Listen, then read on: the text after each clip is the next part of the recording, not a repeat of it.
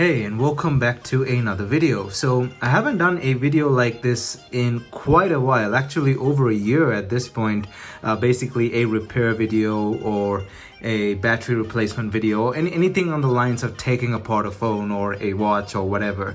So it's nice to be back, and these usually take a bit longer. They're easier to edit and stuff, but they take a bit longer to make. So like I've said, I don't really have the time anymore with my new work schedule. It's not easy, but this should be pretty straightforward. This is my Apple Watch Series 5 that I bought in 2019. And as you can see, it's at 75% battery capacity, and the battery service message has come up. Important battery message: this battery's capacity has significantly reduced. So I'm going to go ahead and replace its battery here with a third-party replacement. This should be pretty straightforward. Let's jump right into it.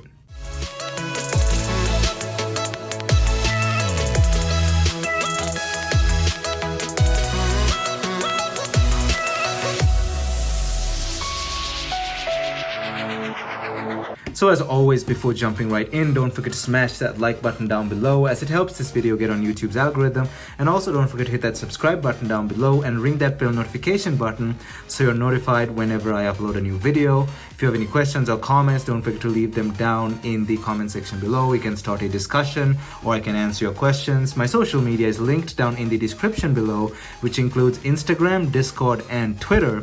And now let's jump right into this video. So like I said, my Series 5, of course the battery message has come up after years of use. I bought this right after it was released in 2019, so November of 2019, so 2020, 2021, 22, 23, so a bit over 4 years old at this point. It is late February 2024, and I'm gonna go ahead and replace it with this $19 third-party replacement battery. It's almost the same as the iFixit battery, which is also about $19.5. iFixit batteries aren't anything special. They're not manufactured by iFixit or anything else. They're also similar Chinese batteries to the stuff you can find on eBay. I bought this one from a battery seller that I've been buying batteries from for a few years, and his batteries are relatively quite trustable. Of course, with these batteries, there's always a case where you might get one that's bad and you just return it and get another one. And I've had pretty good success with the batteries from this seller, and at the end of the day, they all come from the same factories in China, so you really can't tell. So we'll go ahead and take this watch apart, replace its battery, and yeah, it should be pretty straightforward. I'm not going to even bother disconnecting the 3 connectors on the inside. I'm just going to there's a way to do it without disconnecting the 3 connectors. Let's go ahead and power this thing off, and let's get to it. And of course, like as always with my repair videos, most of the video will be fast forwarded with some music, but there'll be some talking in between as well. So let's jump right into it. So let's get rid of this crappy old screen protector. It's been keeping the center of the screen relatively clean, as you can see there, but the sides have been scratched pretty badly. I do have this eye opener thing from iFixit, but as you can see by the dust on it, I don't really use it that much because I haven't had any real good experience with it. That just didn't really work for me, but I know a few people that use it and they've had better experience with it. It just doesn't work out for me. I just like a good old heat gun. So let's get to warming up the display and go from there.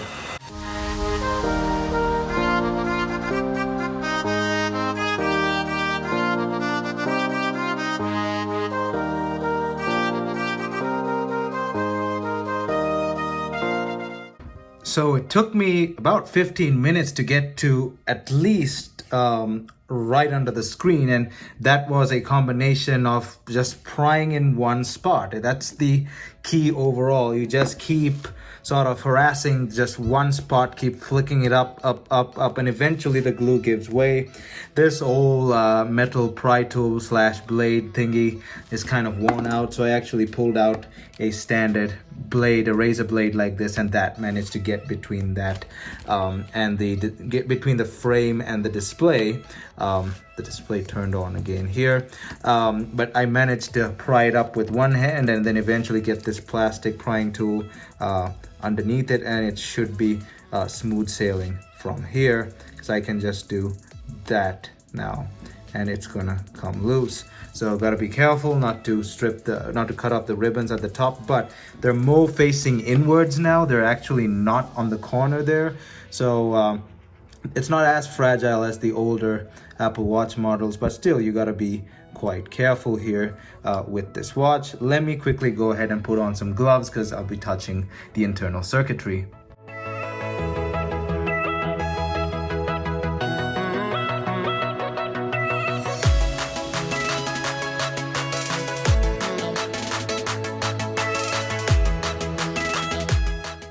So if you see there's a piece of copper-like thing there. And that's actually the Force Touch gasket. Now, it hasn't been ripped just yet, so we'll try and save it. But if I do rip it, it's no big deal. I'll just have to go and buy a replacement Force Touch gasket. It's no big deal, they're relatively cheap. But let's try and save this Force Touch gasket here. So slowly cutting away at it. And contrary to popular belief, if the Force Touch gasket is a bit out of shape, that does not mean that it loses its ability to function. It just is out of shape. Just because the Force Touch gasket's a bit bent doesn't mean it'll no longer function.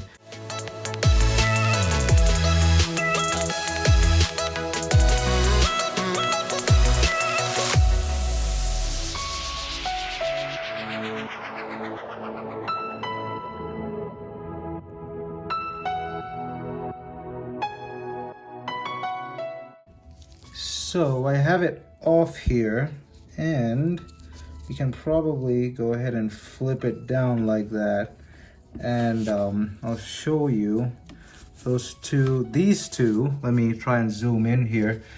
These two, you get the three center ones. Let me get something to point rather than my finger. So you get the three center ones over there.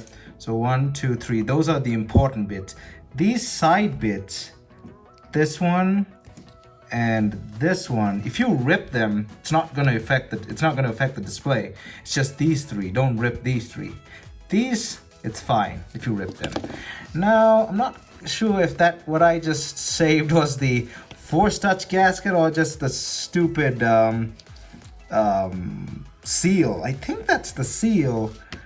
I can't be sure, honestly.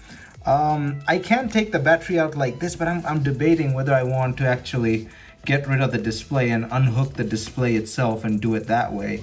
We'll see. Let me think a bit off camera. We'll see which angle we want to go from here. Okay, so I've repositioned the camera here so it's out of the way. I've actually opted to go with disconnecting the display here, and I won't be able to show you that exactly. Let me grab my tweezers here. See if we can zoom that in. See if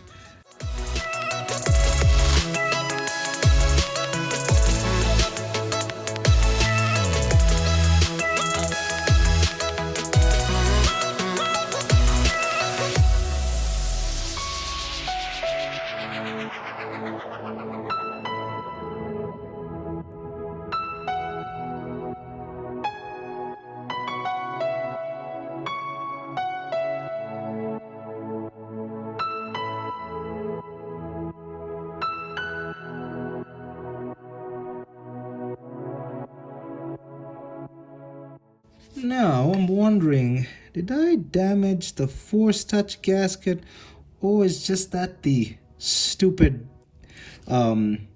seal that just happens to have a copper back?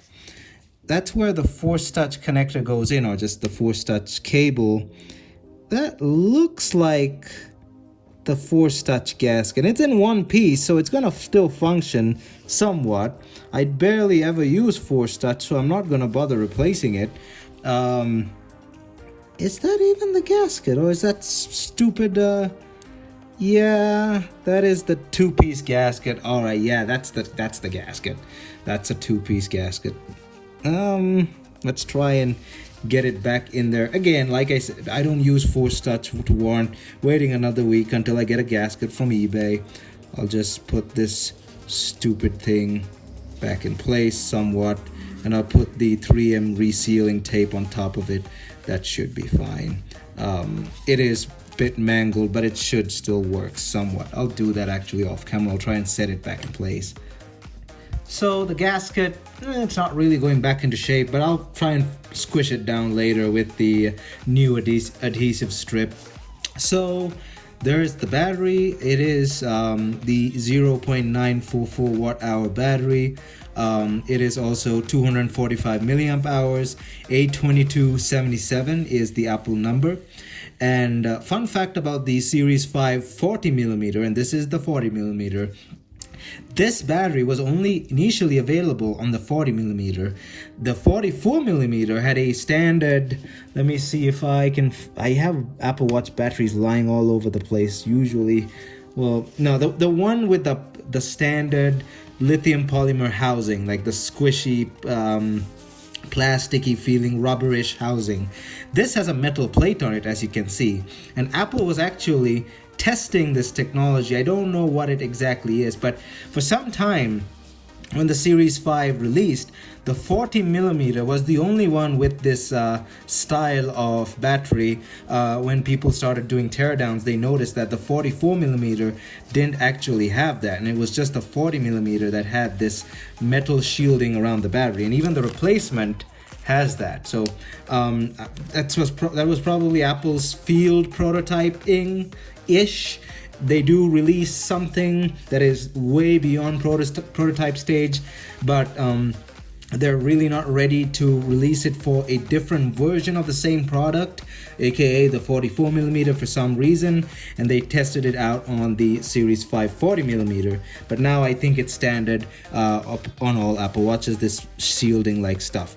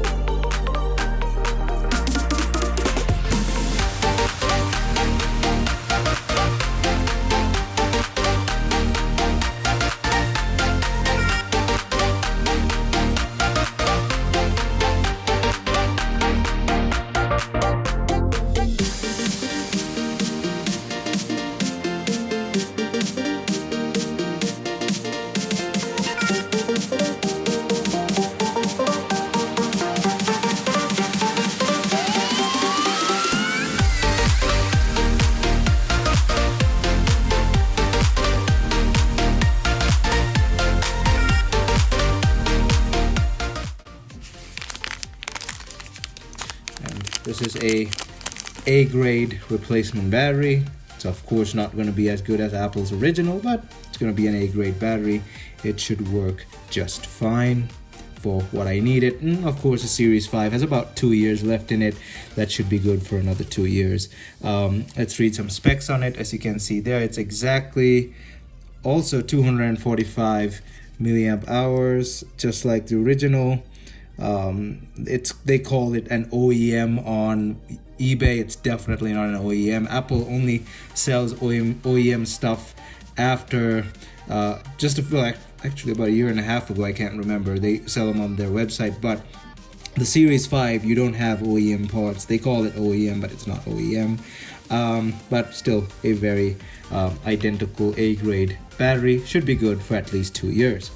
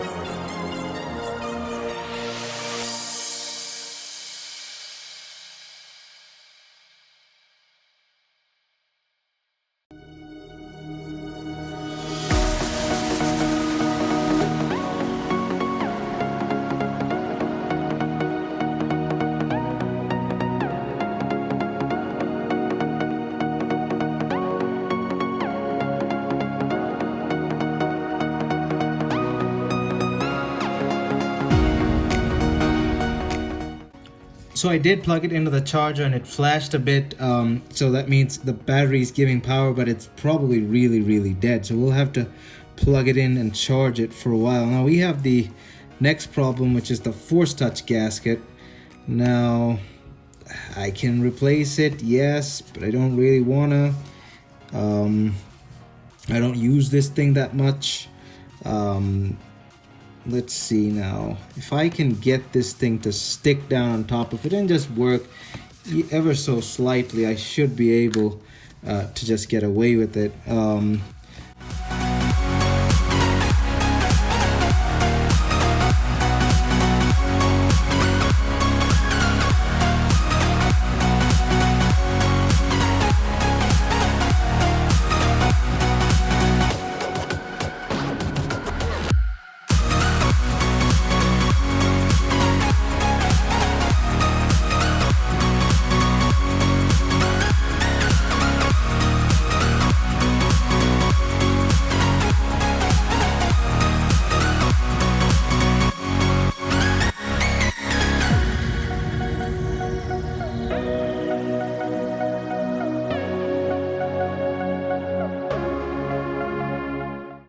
Alright, now to try and adhere the bottom half of the Force Touch sensor to the separated top half. Now this doesn't always go as planned, and I mean, if I don't fix it, I don't fix it. Like I said, don't really use the Force Touch sensor, but we'll give it a try. We'll see if I can glue them back together. I just need to find that special glue that I have on hand. Give me a bit. Alright, time to try and glue this thing together, the Force Touch gasket. I kind of want to use B7000, but then E6000 is a bit more easy on the gasket material. B7000 is stronger. E6000 is white, so it's going to leave a mark, at least you can see it. But also I think the B7000 is rock solid at this point. The only way I'll be able to apply it is with the tweezers, because it doesn't have a sharp nozzle like the B7000. So let's go ahead.